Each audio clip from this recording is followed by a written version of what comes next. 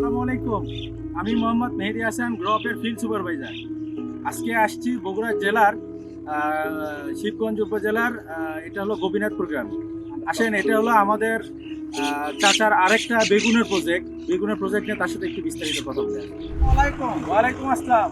চাচা, এখানে আপনার এই বেগুনের প্রজেক্টের কি জাতের বেগুন? এটা আপনার হাজারি জাতের বেগুন। রঙ্গিলে হাজারি। এটা এটা কয় শতক জমির উপর লাগাইছে? এটা আপনি 16 শতক মাটির উপর লাগাবেন। 16 শতক জমি।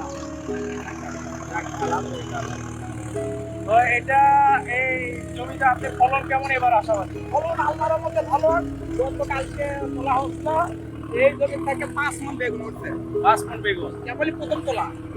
যাক, আলহামদুলিল্লাহ আলহামদুলিল্লাহ। তো এটা মোটামুটি আপনি আশাবাদী বাজার রেট কেমন এটা? এটা কালকে তোলা হচ্ছে 1400 টাকা এমন কাছে আছে। 1400 টাকা। আরো বাজার আছে, বাজার হবে আরো। ক্রপ থেকে কি কি সুযোগ সুবিধা পাইছেন? সার ওষুধ বেগুনের কাছে।